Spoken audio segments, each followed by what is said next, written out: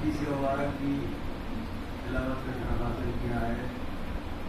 بظاہر بہت مختصر ہے لیکن بباطن بہت ہی تفصیل ہے. ظاہر ہے کہ ظاہری اعتبار سے بہت ہی مختصر ہے. اسی کا لحاظ کرتے ہوئے آج کی خدمت میں درس کرنا ہے. میرے لیے بڑی مصیبت یہ ہے، زحمت یہ مصیبت نہیں، زحمت کے امتحان ہے کہ ایک طرف سرکار تشریف فرما ہے، ایک طرف حضور بیٹھے ہیں، ایک طرف سرکار بیٹھے ہیں. یہ بیچوں بیچ میں علماء کرام کے درمیان میں لفظ کی ضرورت کھولنا کرنا، یہ ظاہر ہے کہ بہت بڑا امتحان ہوتا ہے. لیکن معلوم اس لیے نہیں ہو کہ یہ ہمارے بھائی ہیں، یہ بھی ہمارے بھائی ہیں. آپ یار کا مجمع ہوتا، کوئی غیر عالم ہوتا وطن کے علاوہ تو شاید مجھے لحاظ کرنا پڑتا. یہاں تو سب ہمارے بھائی ہیں، عالم دین بھی ہے میرے بھائی بھی. اس لیے تو سماج میں محمد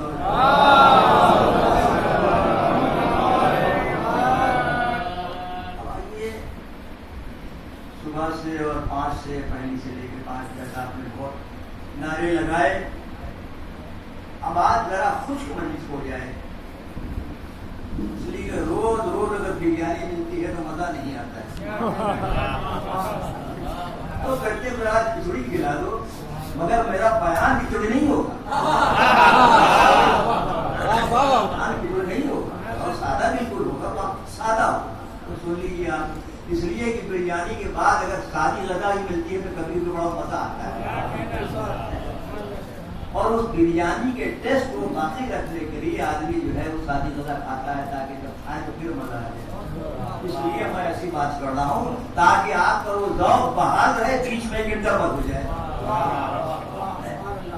تو آپ دیکھیں کہ محرم کی وجہ سے بہت ہی وقت کے اندر اور بہت ہی شارٹ ہونا چاہیے. زیادہ طولانی بیان جو ہے وہ ظاہر ہے کہ وقت کی تنگی ہے، وجہ سے زیادہ ہے. اس لیے میرے خیال میں جو ہے وہ شارٹ اینڈ سویٹ والا مسئلہ ہونا چاہیے.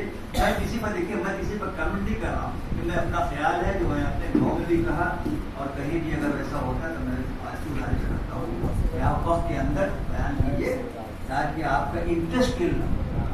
کیا فائدہ کہ آپ 1 گھنٹہ دیکھیے، میں کہہ رہا ہوں آپ کہیں اور نہ جائیے گا، جائیے گا تو آپ کی ذمہ داری نہیں رہا. اگر آج 1 گھنٹہ میں نے پڑھ لیا اور کوئی جوس ہو رہا ہے اور جوس جا رہا ہے تو کیا انٹرسٹ ہے اس میں؟ کیا مجلس ہے؟ یہ حالت ہے مجلس کی.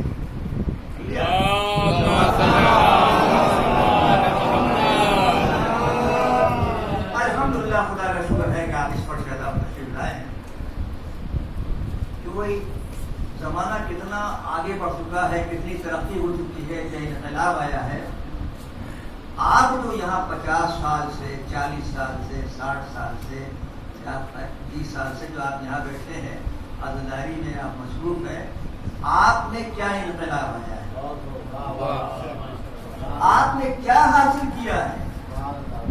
اگر آپ نے حاصل نہیں کیا تو یہ سمجھ لیجیے کہ یہ آپ کا عمل جو ہے وہ کہاں جا رہا ہے، یہ آپ خود ہی سمجھتے ہیں. کمپیوٹر میں صحیح فیڈنگ نہیں ہو پائے گی. آپ نے 50 سال سے فرض ادا دکھایا، اگر آپ کے اندر کوئی چینجز، کوئی تبدیلی نہیں آئی ہے تو آپ خود سمجھ سکتے ہیں کہ ہماری عزاداری، ہماری نماز، ہماری عبادت جو ہے وہ کہاں جا رہی ہے. کتنی تبدیلی ہو گئی آپ میں. عزاداری کرنے کے بعد، ماتم کرنے کے بعد، قمہ لگانے کے بعد، نماز پڑھنے کے بعد، روزہ رکھنے کے بعد آپ نے کیا تبدیلی آئی؟ وہاں 1 لاکھ میں تبدیلی ہو گئی. ہماری زندگی گزر گئی ہے، تبدیلی نہیں آ رہی ہے. ہم فرض نشانہ کو جانتے ہیں لیکن ہم اتحاد اور محبت نہیں جانتے. اس عزاداری کو رسمی نہ بناؤ کہ ہمارے ابا نے 5 کو مجلس کی تھی، ہمارے ابا نے 6 کو مجلس کی تھی، لہذا مجھے مجلس کرنی ہے. یہ اگر خیال آتا ہے تو اس میں زبردستی ہے، اور قرآن کہہ رہا ہے لا اکراہ فی الدین، دین میں کوئی زبردستی نہیں. خلوص کہاں رہ گیا؟ ہمارے دادا نے یہ مجلس کی تھی، بھائی ہمیں کرنا ہے. یہ انداز اور لہجہ بتا رہا ہے کہ آپ مجبور ہیں، اخلاص نہیں ہے. کیا کریں بھائی، ہمیں کرنا ہے بھائی، کیا کریں؟ نہ کیجیے. کون آپ کو وہ پہاڑ گر رہا ہے؟ اہل بیت دینے والے ہیں، اگر مجلس آپ کریں گے تو کیجیے گا، اور یہ کرم ہے اہل بیت کا، اگر آپ نہیں کریں گے تو آپ کے نام عام میں کوئی برائی نہیں جائے گی۔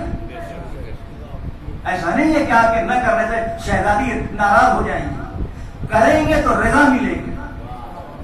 دنیا میں اور اہل بیت میں یہ فرق ہے کہ آپ اگر کام کو انجام دیجیے گا تو خوش ہوں گے، نہ کریں گے تو ناخوش ہوں گے، لیکن میرا عقیدہ ہے کہ یہ کریم ابن کریم ابن کریم ہے، آپ کریں گے ان کی شان میں کوئی عمل کریں گے تو ظاہر ہے کہ وہ راضی ہوں گی، لیکن اگر آپ نے کسی مجبوری کی بنیاد پر نہیں کیا ہے تو شہزادی آپ سے ناراض نہیں ہوں گی۔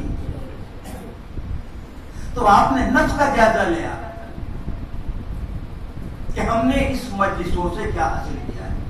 آپ کلاس اٹینڈ کرتے ہیں، آپ سے معلم پوچھتا ہے، دوسرے مرتبہ پوچھا جاتا ہے کہ آپ کیا نوٹ لکھ کے لائے، لیکچر کیا دیا تھا، وہ بتاتا ہے اور آپ کے سامنے نظیر موجود ہے۔ شہزادی حسنین سے پوچھتی تھی آج بابا نے کیا بیان کیا ہے،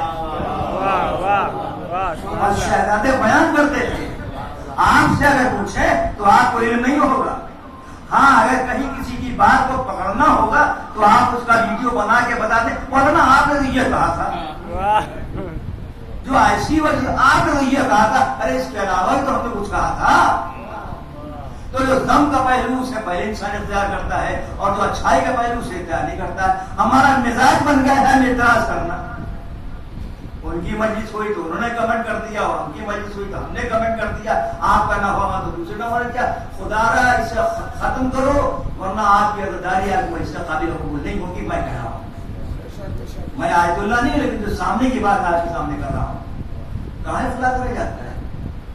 تقابل نہ کرو آپ، بھلا کہ ہر کیک پڑتا ہے تو صحیح کر، کیک کے ساتھ مکھن نہ پاٹ کر میرا نام نہیں بھائی، آپ کی مجلس ختم، کچھ نہیں ملے گا آپ کو۔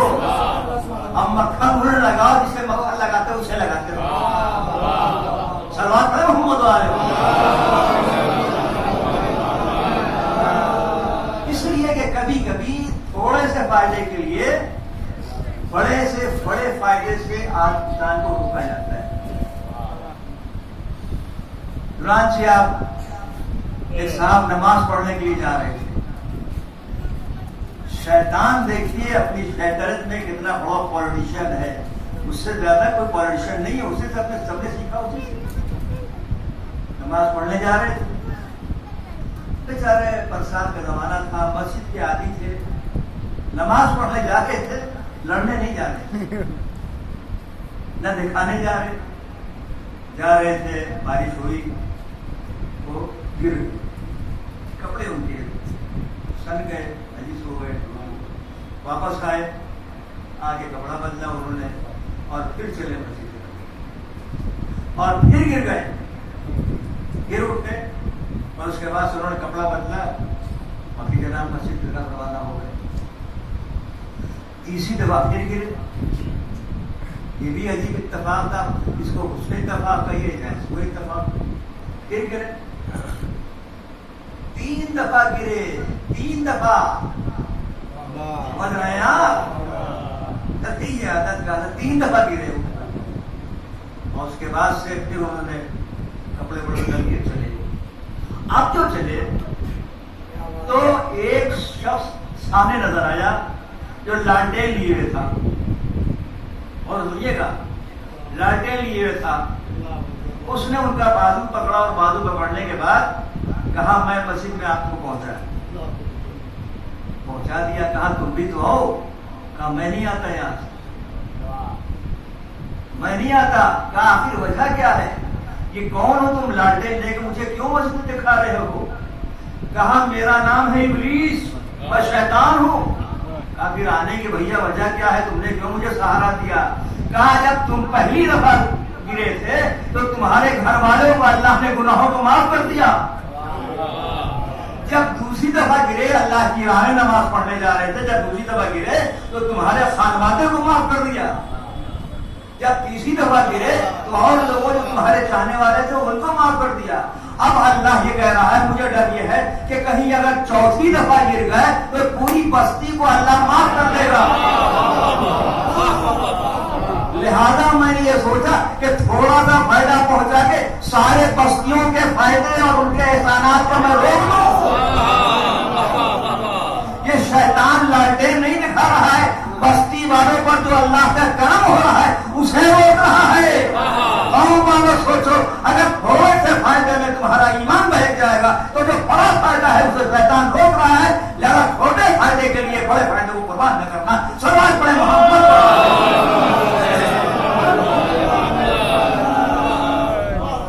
کتنا اچھا اور شیطان جس کو لالٹین دکھا دے تو آپ یہ نہ سمجھیے کہ بڑا مطلب وہ ہے احسان والا ہے اور بڑا نمازی کو مدد کرنے والا ہے۔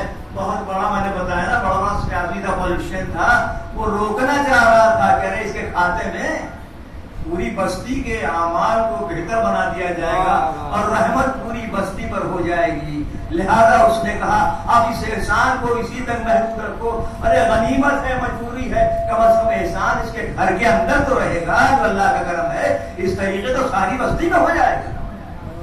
تو سوچیں اور سمجھیں، آپ اگر بستی کو یاد کے ساتھ احسان کر رہا ہے جائزہ لیں، لیکن ہمارا انداز کیا ہے، تھوڑا سا اگر ہوتا ہے تو پھر ہم ادھر ہی بیٹھ جاتے ہیں اور اس کے بعد پرانی چیزوں کو جو ہم بھول جاتے ہیں۔ ایک سلوات پر محمد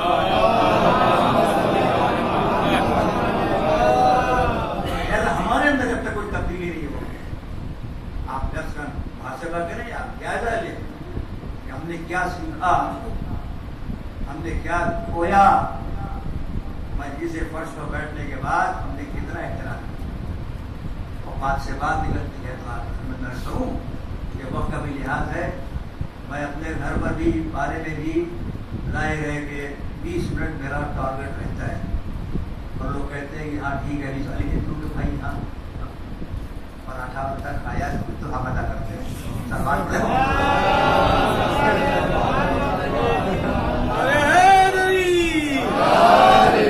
لیکن اب اس کا مقصد یہ نہیں کہ اپنا حق ادا کرنے کی آپ کا وقت جو ہے اور سرو کر دوں، وقت کے اندر ہی رہے گا انشاءاللہ۔ آدھے گھنٹہ یہ پڑھیے جس میں 10-15 منٹ ہو چکے ہیں، 20 منٹ آپ وہاں سن لیں۔ اس کے بعد میں محمد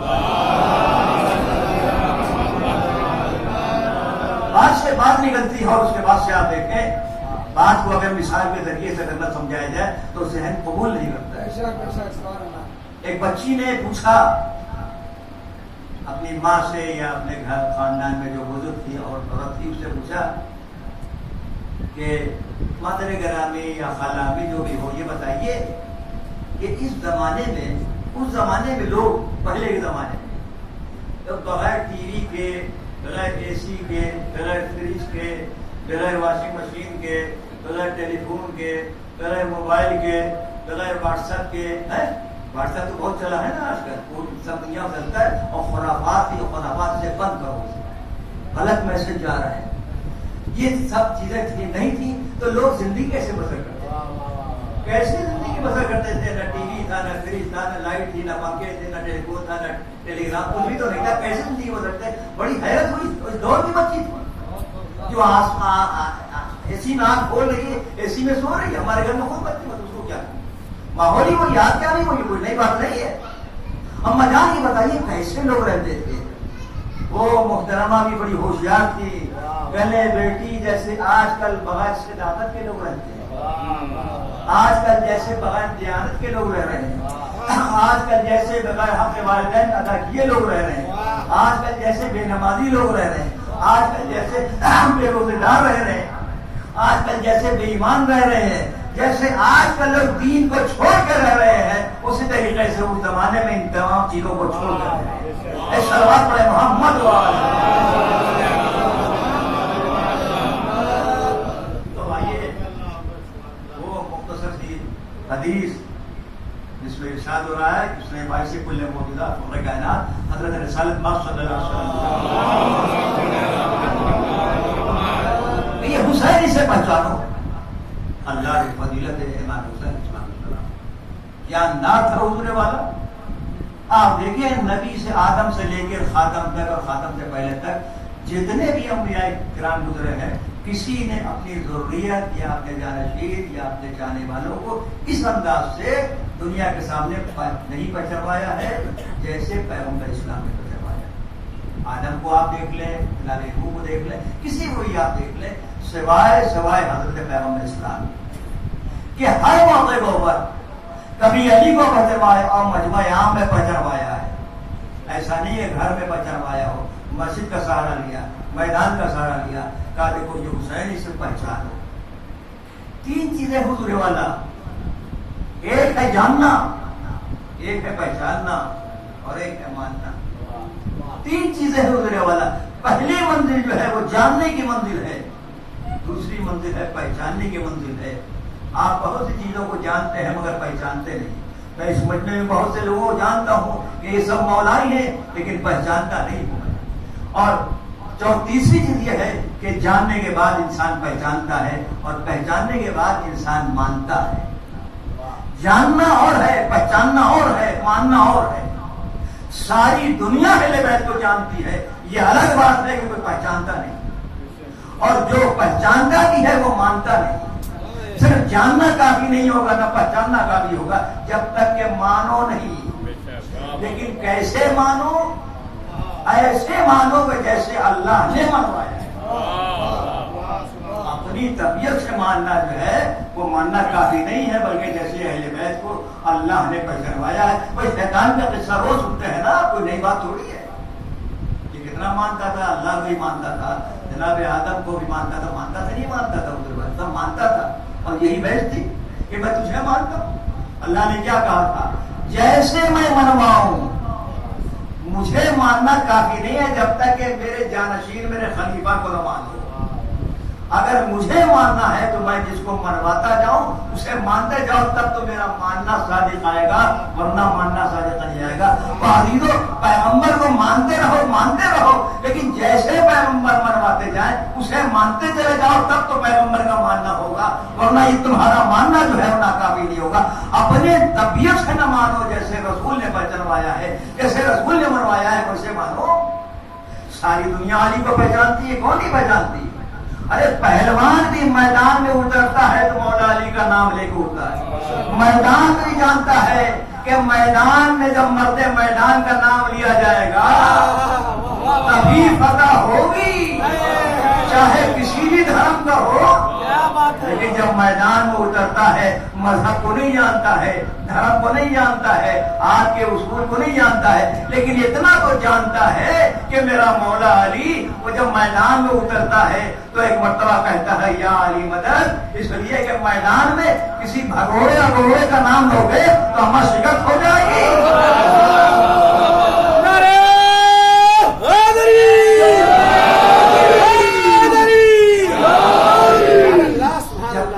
میدان میں نہ اترو گے، میدان کی بات ہے. اور یہ بھی عجیب میدان ہے، نہ معلوم کتنے میدان ہیں جو اہل بیت نے میدان کے ذریعے جو ہے امت کو پہچنوایا ہے اور وہ اصول کو پہچنوایا ہے، چاہے وہ میدان مباہلہ ہو اور چاہے میدان غدیر ہو. سب جگہ میدان کا تو آج دشمن بھی ہے اگر تو وہ مولا علی کا نام لے کے آتا ہے.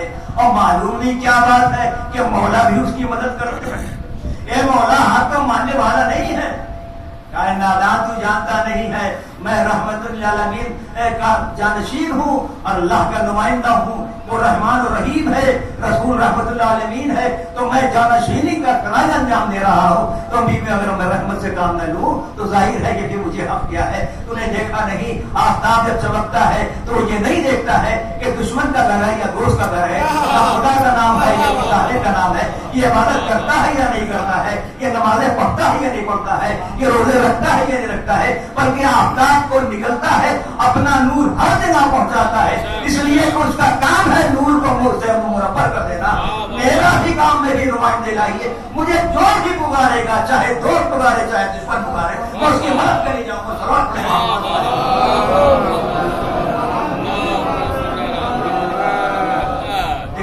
میں محمد والے سلوات پڑھتے رہیے، ورنہ ایسا نہیں کہ غدیر وقت آ گیا میں پہنچا مرد میدان غدیر کے میدان میں تو پھر آپ کی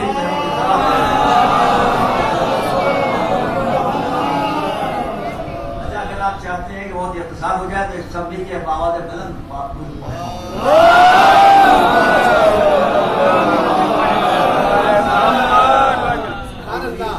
جوش سے نہیں، ہوش سے نہیں، جوش سے کام لیتا. میں نے کیا کہا ایسی سب. اچھا آپ کی جو مصیبت میں نے یہ دعا نا کہ اگر آپ چاہتے ہیں کہ ختم ہو جائے جلدی، دو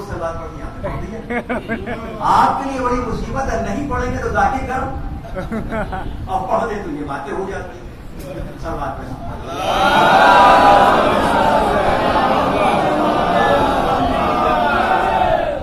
برا نماز ایسی باتیں کہتی ہے کہ برا مان معذرت چاہتے ہیں, یہ سب حقائق ہے.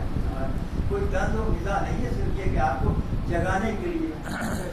اس لیے کہ میں نے کئی دفعہ کہا تھا نا کہ ذرا سوئیے نہیں, سب ریکویسٹ کرتے ہیں, سبھی کرتے ہیں, کوئی بیان ایسا ہوتا ہے, مگر اللہ رحمت نازل کرے ان کے اوپر. مجھے یاد ہے کہ علامہ عقائد زمبی کو صاحب جو ہمارے شہر کی تیار کی تھی, کیا بات تھی, شروعات میں بات یاد ہے کہ مجھے پہلے کوئی ذہن نہیں تھا کبھی خدمت میں کروں گا, تو انہوں نے اسی منگواڑے میں جو 19 اس دن میں تذکرہ کیا تھا جو شب 20 مجلس ہوتی ہے, تو ظاہر ہے کہ رات کا وقت تھا, گیس کی لالٹین جل رہی ہے, نہ یہ پنکھا تھا, نہ یہ لائٹ تھی, گیس ہو رہی ہے, اس کی سرسور آواز آ رہی ہے, سمجھے لوگ پڑھ رہے ہیں, اسی میں جو ہے بہت سے لوگ پیچھے جو ہے بیٹھتے ہیں اسی لیے تاکہ اپنے جھوٹتے.